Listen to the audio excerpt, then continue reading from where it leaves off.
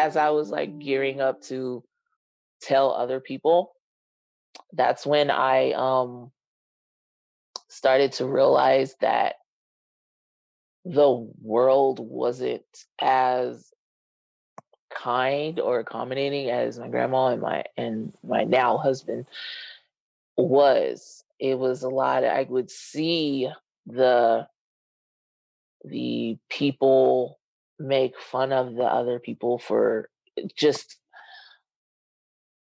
thinking they had a diagnosis, like in class, or Mm. and they wouldn't even know. They would just like assume that. Or the horrible interactions that I had with my roommate, because she saw firsthand the meltdowns, or me like talking to myself, or like me like fidgeting with different things, or kind of like rocking, or just kind of like, she would see that.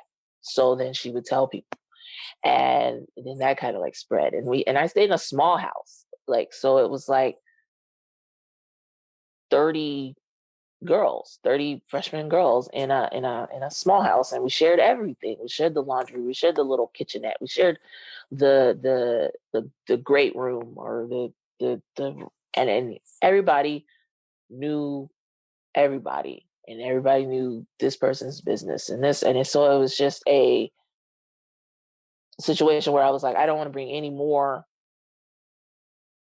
attention to myself. I don't want to do that. So I didn't really explore what Asperger's was. Well, it was Asperger's then, so autism.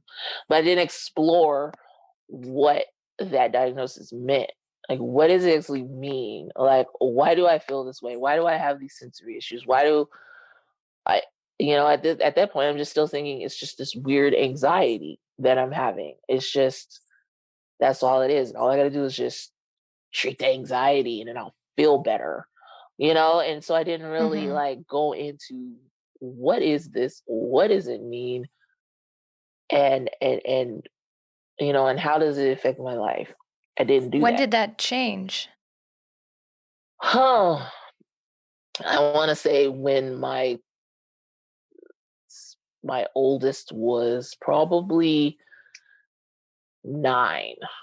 It took that Okay. long. It And took how that many long. years after your diagnosis was that? Um, Probably like almost a decade or so. It Oh, was just, okay. it was, Was it like a some kind of denial? yes, it was denial, it was like fear, it was, I think I felt almost more comfortable before I had kids with telling people, like I was building it up. I think I told like a couple of friends maybe my before I had my oldest. And he was diagnosed with autism at 17 months.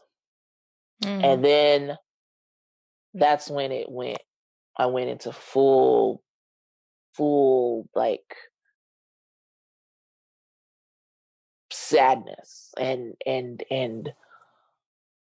don't want to say denial, because I felt like it was my fault. So I felt like it was just like this, I did this because I didn't fully accept um my diagnosis. I didn't learn what it was about. I didn't know what it meant. I didn't do any of this. And two, I was mad at genetics. I was mad at me. I was mad at like who I was, like, DNA.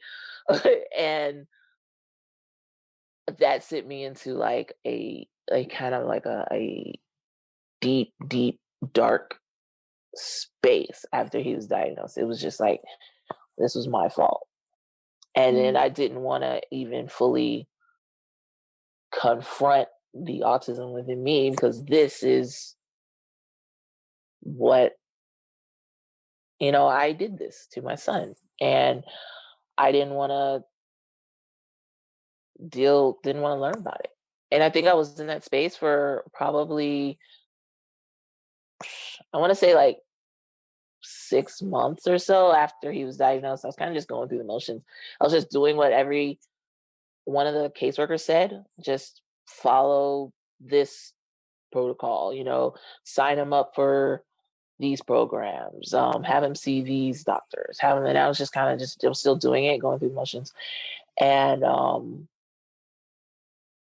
one day I was just sitting and I was just like staring, and my grandma was just like, what is wrong with you? Like, what is going on?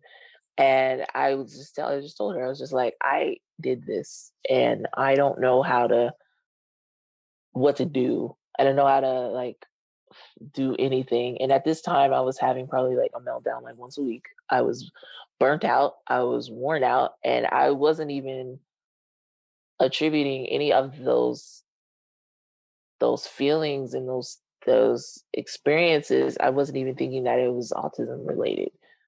I was just thinking I was just like this horrible person, this horrible mom, this horrible being, and I couldn't understand why I couldn't sit for long periods of time in my child's therapy sessions. I couldn't understand why the lights in there was like annoying. I couldn't understand why I could hear them. I didn't understand. I thought it was just me not wanting to be there and with my son and see him go through those things, and that I gave to him. Like that's what I was looking at it as. She told me I just needed I needed to come to grips with what I have. I needed to get Hmm. that together. I needed to understand that. And I was like, help me, please. And she's like, no, I cannot help you to understand, who you are. She said, I can assist you with looking up materials and I can be supportive of you while you go through it. But I can't tell you how to feel about, you. And so I spent about a week or so kind of deep diving into autism, what it was, and I gained an understanding, and I thought in the end it was gonna be an understanding for me. Like I was gonna get it, and it was just gonna. But I took it a totally different route. I went full in to my child instead. So it was like, Hmm. okay, cool, That's I got it. natural, though. Yeah, That's natural because you just want to take care of him and you want the yeah. best for him. Yeah, I thought I was gonna go into it and it was gonna understand it for me. It was gonna help me, and I get it. Hmm. And in some ways, it did, but it just sent me into like this like hyper state of like just helping my son. And so that's what I did. It was just all Aiden, all the time, all everything. I was just in him, therapy, speech, OT. What is autism? What is it? Everything, all him, all the time. Still wasn't really fully dealing with me, Yeah, I see. and I didn't really fully address my needs until Aiden turned 9 or 10, and he's 13 now. Mm. And it wasn't even really because of Aiden. It was because of my youngest, who was diagnosed at age 6. And we waited. I felt like he could have been diagnosed at 2. Like that's what I was seeing it. And even though he's verbal, like very, very verbal, I was seeing everything else. And in Jojo, that's my youngest, I see me so Mm. much. And it's like looking in like a mirror, and that kind of like it like and you see those like shows or movies or something, and then the person is like living in like this like dream state or something, and something just like bolts them awake or like something. Right, yeah. That's what it was when I would look at my youngest. I'm like, that's me in little boy form, right? It's Mm. just like right there in my face. And that's when I decided I needed to explore more about what autism was for me if I'm gonna better able help my my kids. Because once I started to realize that my youngest was like a little miniature version of me, then I started to realize that some of the ways that I was helping him was some of the ways that I was helping myself when I was growing up, like trying to cope with different things and Mhm. but not knowing what it was, not knowing that I was creating these little safe spaces and these little bubbles that I can exist in because of the environment was just too harsh for me.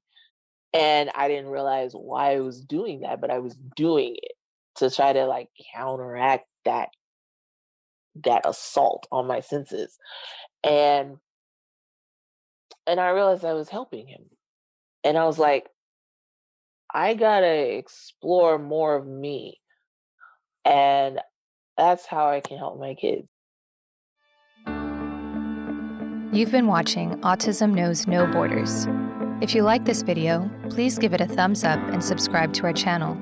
Also, we'd love to hear from you, so let us know what you think in the comments section. Click here to watch this interview in its entirety.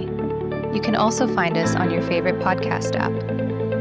Tune in each week for engaging conversations of how people across the globe are inspiring change and building community. Thanks for watching. Take care.